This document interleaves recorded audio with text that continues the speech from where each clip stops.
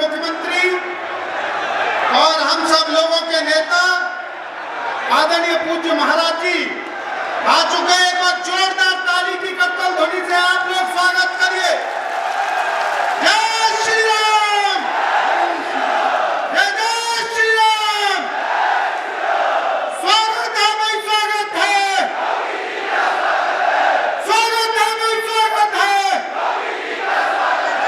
मैं अपने क्षेत्रीय अध्यक्ष आदरणीय सत्येंद्र सिसोदिया जी, गौतम बुद्ध नगर लोकसभा सभी जनप्रतिनिधि, उसमें सहयोग आदरणीय धीरेन्द्र जी, आदरणीय लक्ष्मीनाथ जी, आदरणीय हमारे सभी सम्मानित, जय श्री राम। स्वागत है भाई, स्वागत है।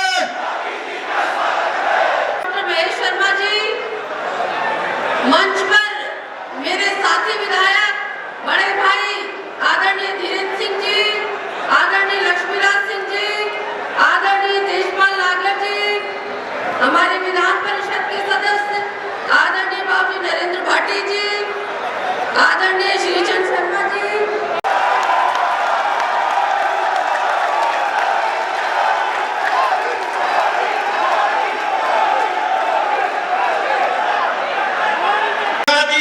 महंत अवधनाथ जी ने जो संकल्प लिया था, एक गुरु के रूप में, एक शिष्य के रूप में आपने उस सपने को पूरा किया है।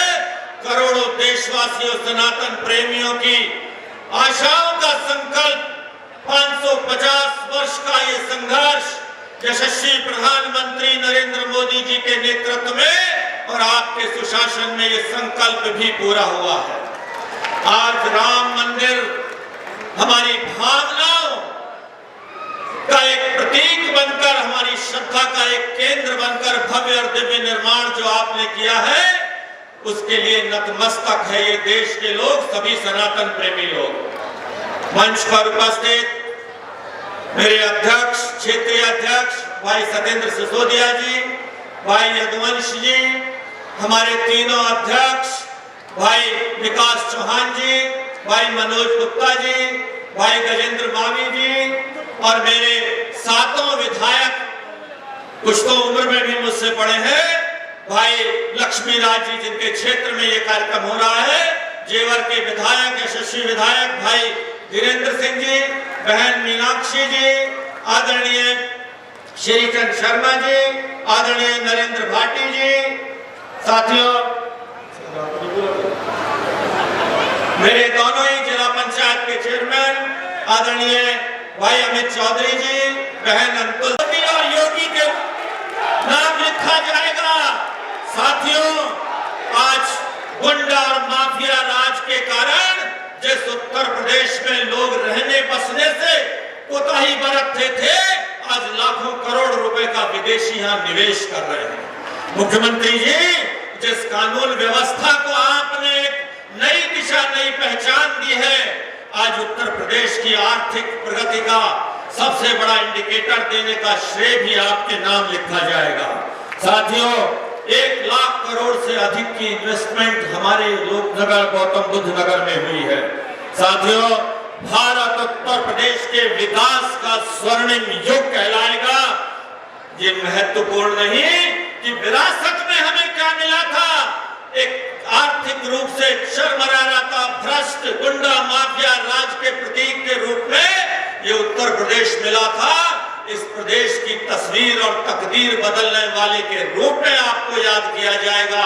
माननीय मुख्यमंत्री जी, आज प्रगति के माध्यम से, विकास के माध्यम से जो आपने नई दिशा, जाति, बिरादरी, धर्म से ऊपर उठकर जो आपने नई पहचान दी है, ये प्रदेश और ये देश आपको याद करेगा। संबोधित करें माननीय मुख्यमंत्री।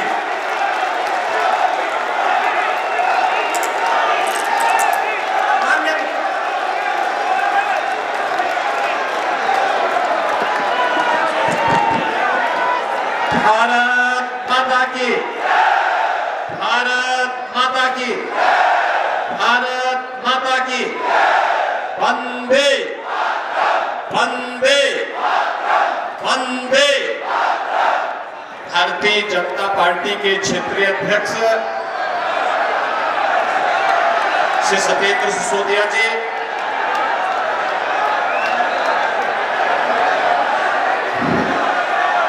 लोकप्रिय सांसद, पूर्व केंद्रीय मंत्री और भारतीय जनता पार्टी के गौतम बुद्ध नगर लोकसभा सीट से प्रत्याशी डॉक्टर महेश शर्मा जी,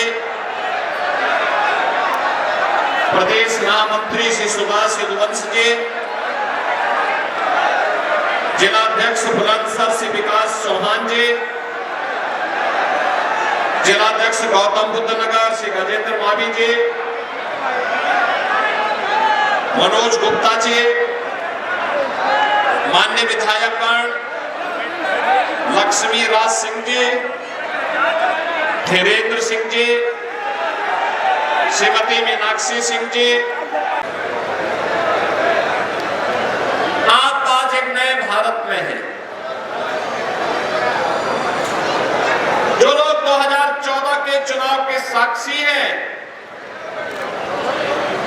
वे लोग इस बात को जानते होंगे 2014 में कैसा भारत हमें प्राप्त हुआ था। उनका यह दायित्व बनता है कि वे अपनी वर्तमान पीढ़ी को बताएं भी, जो नवोदित मतदाता हैं उनको भी बताएं कि 2014 में एक ऐसा भारत था जिसमें परस्पर अविश्वास था, लोगों के मन में आक्रोश था, लोग इस बात के लिए आशंकित थे कि क्या होगा हमारे भारत का। दुनिया में सम्मान खट चुका था, सीमाएं सुरक्षित नहीं थी, देश के अंदर कहीं आतंकवाद, कहीं नक्सलवाद, कहीं अलगाववाद सिर चढ़ करके बोल रहा था, विकास के कार्य ठप पड़ चुके थे, देश की सभी संस्थाओं में भ्रष्टाचार चरम पर पहुंच चुका था, युवा निराश था, किसान आत्महत्या कर रहा था, महिलाएं असुरक्षित थी और गरीब कल्याणकारी योजनाओं पे डकैती पड़ रही थी। बहनों और भाइयों, हमने बदलते हुए भारत को देखा है। 10 वर्ष में दुनिया में सम्मान बढ़ा है, सीमाएं सुरक्षित हुई है, आतंकवाद फैलाया न जम्मू कश्मीर में न केवल बल्कि पूरे देश को आतंकवाद की चपेट में ला दिया। रोज विस्फोट होते थे, निर्दोष लोग मरते थे, व्यापारी तबाह होता था, परिवार के परिवार तबाह हो जाते थे और एक कांग्रेस के लोग तमाशबीन बने रहते थे। एक भी बार ये लोग आतंकवाद के खिलाफ बोलने को तैयार नहीं थे। और बहनों और भाइयों, आज आप देख रहे होंगे कश्मीर में धारा 370 समाप्त हो गई। महिलाओं की गरिमा की रक्षा करने के लिए 3 तलाक की कुप्रथा समाप्त हो गई। बहनों और भाइयों, इंफ्रास्ट्रक्चर कैसे होना चाहिए, ये सिकंदराबाद सबसे नजदीक है जेवर के, और जेवर में 15 अंतरराष्ट्रीय एयरपोर्ट आपके सामने एक उदाहरण है। बहनों और भाइयों, एशिया का सबसे बड़ा एयरपोर्ट आपके पास बन रहा है। इसका सर्वाधिक लाभ तो सिकंदराबाद और जेवर को ही होने जा रहा है। यही लोग सबसे ज्यादा लाभ मिलेंगे। हाँ, अर्थव्यवस्था प्रदेश और देश की इसके माध्यम से सुदृढ़ होने वाली है। 12 लेन और 6 लेन के 8 लेन के हाईवे बने, रैपिड रेल की सुविधा हम देने जा रहे हैं, मेट्रो आ रही है। बहनों और भाइयों, रेल की कनेक्टिविटी, डेडिकेटेड फ्रेट कॉरिडोर का जंक्शन दादरी में हमारे विधायक बैठे हैं। इन्हीं की विधानसभा क्षेत्र में डॉक्टर महेश शर्मा जी के इसी क्षेत्र में इसका भी लॉजिस्टिक का सबसे बड़ा केंद्र, देश का सबसे बड़ा केंद्र बनने जा रहा है, जहां लाखों नौकरियां निकलने वाली हैं। बहनों और भाइयों, ये पहले दुनिया के अंदर इस प्रकार के इंफ्रास्ट्रक्चर के लिए जाना जाता था, लेकिन आज सौभाग्य से ऐसा इंफ्रास्ट्रक्चर आपके पास मौजूद है, या बनने जा रहा है, या बन रहा है। और गरीब कल्याणकारी योजनाओं की तो कोई सानी ही नहीं। 80 करोड़ गरीब देश के अंदर पिछले 4 साल से मुफ्त में राशन की सुविधा का लाभ प्राप्त कर रहे हैं। 60 करोड़ गरीबों को 5 लाख रुपए की आयुष्मान भारत की सुविधा प्राप्त हो रही है। वे कहीं भी जाकर के उपचार करा सकते हैं। और हमारे यहाँ तो उत्तर प्रदेश में तो हमने व्यवस्था दी कि आयुष्मान कार्ड किसी के पास नहीं है, बीमार हो गया है, हमारा कोई विधायक, हमारा कोई सांसद या पीड़ित व्यक्ति स्वयं भी मुझे एक पत्र लिख देता है तो प्रधानमंत्री जी ने जनधन अकाउंट खोले, मैं सीधे जनधन अकाउंट से पैसा भेज देता हूं, क्योंकि मुझे मालूम है कोई बीमार होगा तो उस परिवार की क्या स्थिति होगी। और इसलिए बीमारी के कारण उस परिवार पे कोई आर्थिक बोझ न पड़ने पाए, इसकी जिम्मेदारी सरकार अपने ऊपर लेती है, उपचार का खर्चा स्वयं वहन करने के लिए तैयार रहती है। बहनों और भाइयों, 12 करोड़ अन्नदाता किसानों को किसान सम्मान निधि का लाभ, नारी गरिमा के लिए 12 करोड़ घरों में शौचालय का निर्माण, और नोएडा, ग्रेटर नोएडा, यमुना अथॉरिटी में बिल्डर बायर की समस्या का समाधान करते हुए जिन लोगों के वर्षों से मामले लंबित थे, उन सबके मामले समाप्त कराते हुए हम लोगों ने आज बायर्स को उसका हक देते हम लोग आए हैं। मैं पूछना चाहता हूं, क्या ये अयोध्या में जो आपने देखा है सूर्यवंशी राम को भगवान सूर्य भगवान भास्कर के किरण से उनका तिलक होते हुए देखा होगा आपने, तो यह कार्य क्या कांग्रेस और सपा बसपा के लोग करते क्या? ये काम ये कर पाते क्या? अयोध्या में राम मंदिर का निर्माण क्या ये लोग कर पाते क्या? कश्मीर में धारा 370 ये लोग हटा पाते क्या? और बहनों और भाइयों, 3 तलाक की कुप्रथा को ये रोक पाते? ये लोग तो कर्फ्यू वाले लोग हैं, इन लोगों ने कर्फ्यू लगा दिया, महीनों दंगा होता था, बेटी और व्यापारी सुरक्षित थी।